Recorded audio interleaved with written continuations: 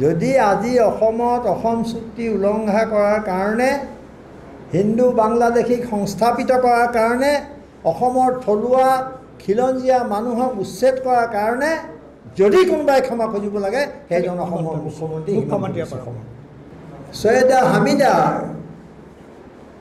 এটা কথাক লৈ পেলাই চাৰিওফালে হুলস্থুল লাগিছে। তেওঁ সভাখনত আপোনালোকৰ আপোনালোক উপস্থিত আছিল, আপোনালোকে যদি শুনিছে আমাক কওক। তাত অসমৰ বিশিষ্ট শিক্ষাবিদ, সমাজকৰ্মী, অধিবক্তা, লেখক, অনেক ব্যক্তি তাত উপস্থিত আছিল, অধ্যাপক আছিল। কিন্তু তেওঁ সভা শেষ হোৱাৰ পিছত, সভা ভংগ হোৱাৰ পিছত বাহিৰত কোনোবা সাংবাদিকৰ লগত কথা পাতিছিল। কোনোবা সাংবাদিকে তেওঁক প্ৰশ্ন কৰিছিল, আমি গম নাপাওঁ সেইটো কথা। আৰু তাত তেওঁ সঠিককৈ কি কৈছিল আৰু সেই সম্পৰ্ক আমি জ্ঞাত নহয়। কিন্তু আমি ৰাতিলৈ যেতিয়া অলপ কথাটো গম পালোঁ যে তেওঁ এনেকুৱা ধৰণৰ এটা মন্তব্য কৰিছে, মানে তেতিয়া আমি লগে লগে আমাৰ মাজত আলোচনা কৰিলোঁ। আৰু কালি আপোনালোকক মই যেতিয়া লগ পাইছিলোঁ অন্য এটা প্ৰসংগত, তেতিয়া মই কৈছোঁ যে এই গোটেই কথাটো আপোনালোকৰ আগত পৰিষ্কাৰ কৰি দিছোঁ।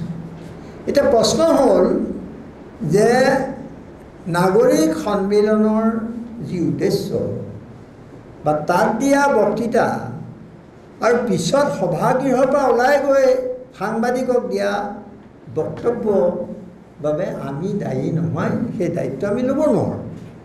যিকোনো মানুহে ব্যক্তিগতভাৱে বিভিন্ন মন্তব্য দিব পাৰে, সেইটো আমি পিছত গম পাইছোঁ। আৰু আমি সেইকাৰণে এই পদক্ষেপ লৈ যেতিয়া অসমৰ এটা সাংঘাতিক পৰিস্থিতি সৃষ্টি কৰিবলৈ চেষ্টা কৰা হৈছে, সেই তাৰ সন্দৰ্ভতে আপোনালোকক আজি এইকেইটা কথা কৈছোঁ। আৰু লগতে আটাইতকৈ দৰকাৰী কথাটো ক'ব খুজিছোঁ যে আমাৰ স্থিতি, অসম নাগৰিক সন্মিলনৰ স্থিতি আৰু ইয়াত বহি থকা তিনিজন ব্যক্তিৰ স্থিতি অসম চুক্তিৰ আখৰে আখৰে পালন কৰিব লাগিব আমাৰ দাবী।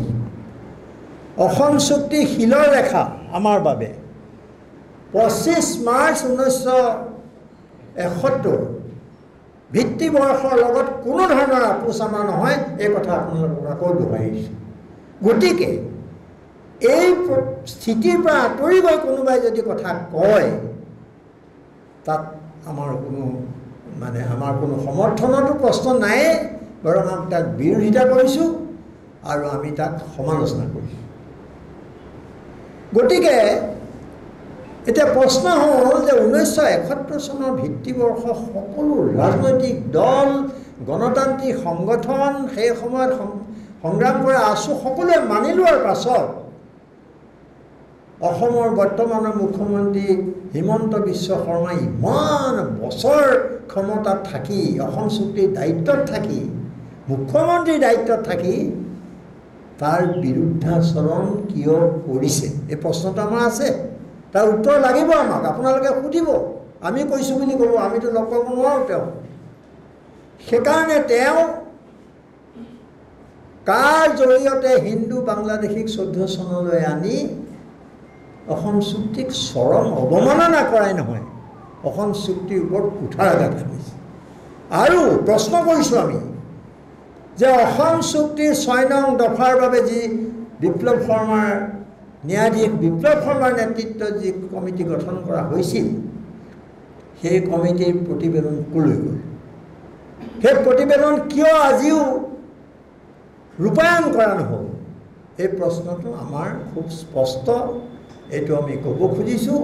আৰু অসম চুক্তিৰ বিষয়ত আমাৰ স্থিতি যে একেবাৰে স্পষ্ট, এই কথাটো ক'বলৈ গৈ সিদিনা বাহিৰত কোৱা কথা এটাক লৈ যি এটা নেৰেটিভ সৃষ্টি কৰিব খোজা হৈছে, যি ধৰণৰ এটা পৰিৱেশ সৃষ্টি কৰা হৈছে, সেইটো ক্ষতিকৰ। আৰু অসম নাগৰিক সন্মিলনৰ বিৰুদ্ধেও যিটো এটা প্ৰপগাণ্ডা চলোৱা হৈছে, সেইটো বিষয়ত আমি এই কথাটো স্পষ্ট কৰি দিব খুজিছোঁ। অজিত ভূঞা ডাঙৰীয়াই আমাৰ তেখেত অসম নাগৰিক সমাজৰ তেখেত সভাপতি আৰু অসম নাগৰিক সমাজৰ মই হ'লোঁ সাধাৰণ সম্পাদক আৰু শান্তনু বৰঠাকুৰ হৈছে আমাৰ যিটো কোৰ কমিটিৰ তেওঁ মেম্বাৰ।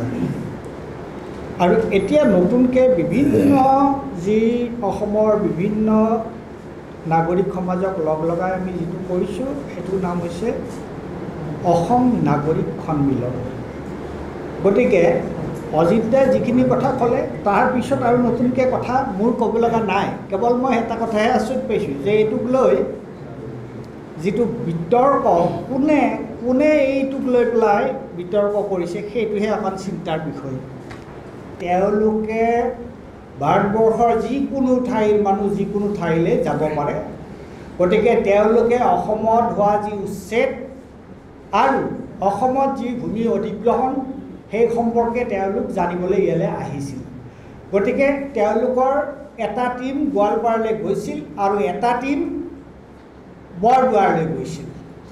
তেওঁলোকে নিজৰ ইনিচিয়েটিভত আহিছিল আৰু সভাৰ আৰম্ভণিতে অজিত কুমাৰ ভূঞা ডাঙৰীয়াই এইটো স্পষ্টভাৱে কৈছে যে প্ৰশান্ত ভূষণৰ লগত আমাৰ আগৰ পৰাই চিনাকি আছে।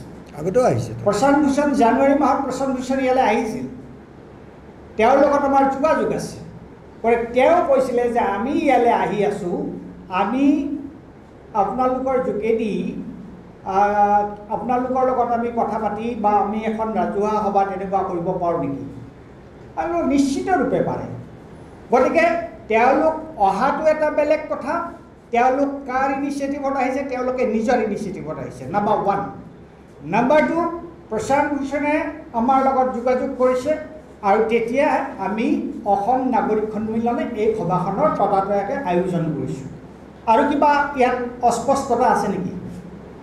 আমি সভাৰ আৰম্ভণিতে যিটো কথা ক'লোঁ যে অসম চুক্তি আমি আখৰে আখৰে পালন কৰাৰ কথা কৈছোঁ। আমাৰ স্থিতি এতিয়া সভাখনৰ পিছত ওলাই গৈ কোনে ক'ত কি কয় তাৰ কাৰণে আমি কেনেকৈ দায়বদ্ধ হ'ম? তাৰ কাৰণে আমি কেনেকৈ দায়বদ্ধ হ'ম? সভাত মতা মানুহ এজন তেওঁ ইয়াত কৈছে, তেওঁ দিল্লীত গৈ কিবা ক'ব পাৰে, অন্যটো ক'ব পাৰে, তাৰ কাৰণে কথাটো হ'ল সৈয়দা হামিদে সভাৰ বাহিৰত সাংবাদিকৰ আগত উদ্যোক্তাসকলৰ অনুপস্থিতিত যি বক্তব্য ৰাখিছে সেই বক্তব্যক আমি সম্পূৰ্ণ ভাষাৰে বৰ্জন কৰিছোঁ। তাৰ লগত কোনো ধৰণৰ কথা নাই। কাৰণ আমি অজিত দাই কোৱাৰ দৰে 1971 চনৰ 25 মাৰ্চ আমাৰ কাৰণে নন নিগচিয়েবল আৰু এই 25 মাৰ্চৰ পিছত অহা হিন্দু মুছলমান জাতি ধৰ্ম বৰ্ণ ভাষা নিৰ্বিশেষে সকলো বিদেশী নাগৰিকক অসমৰ পৰা বহিষ্কাৰ কৰাৰ আমি পক্ষপাতি আৰু অসম নাগৰিক সন্মিলনে তেওঁলোকৰ সকলো দাবী চনদত এই দাবী উত্থাপন কৰি আহিছে।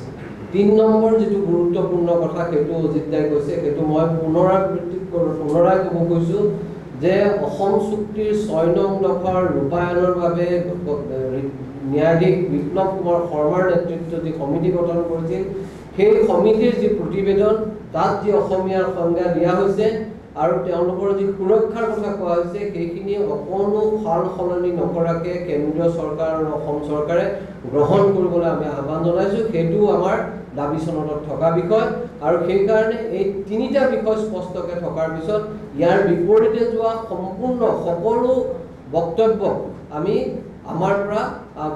সেই বক্তব্যৰ লগত সহমত নহয় বুলি প্ৰকাশ কৰিছোঁ। এই 3টাই কথা। আৰু আমি শেষত কওঁ যে যিবিলাক মানুহে অসমত আনি হিন্দু বাংলাদেশীৰ সংস্থাপন দিব খুজিছে, অসম চুক্তিৰ উলংঘা কৰিব খুজিছে, সেইবিলাকৰ আনক প্ৰশ্ন কৰাৰ অধিকাৰ নাই। এই 4টা কথা আমি আমাৰ তৰফৰ পৰা সম্পূৰ্ণৰূপে স্পষ্ট কৰি দিছোঁ। আপুনি এতিয়া যিটো কথা প্ৰশ্ন কৰিব লাগে, যিসকল ক্ষমতাত বহি আছে, যিসকলে বিদেশী বিতাৰণত ব্যৰ্থ হৈছে, যিসকলে হিন্দু বাংলাদেশীক সংস্থাপন দিব খুজিছে, আপোনাৰ প্ৰশ্নটো আমাতকৈ বেছি উচিত হ'ব যদি তেওঁলোকক সোধা যিসকলে এইটো বিতাৰণৰ দায়িত্ব লৈ পেলাই সেই দায়িত্ব পালন কৰা নাই। আমাৰ কথা স্পষ্ট, আমি তেওঁক গৰিহণা দিছোঁ, তেওঁৰ বক্তব্যৰ লগত আমি নাই, তেওঁৰ বক্তব্যৰ বাবে আমি তীব্ৰ ভাষাৰে গৰিহণা দিছোঁ, আমি ডিছএছ'চিয়েট কৰিছোঁ তেওঁৰ বক্তব্যৰ পৰা। গতিকে তাৰ পিছত আৰু নতুনকৈ আমাৰ কি কিবা ক'বলৈ ক'বলগীয়া আছে বুলি আমি নাভাবোঁ।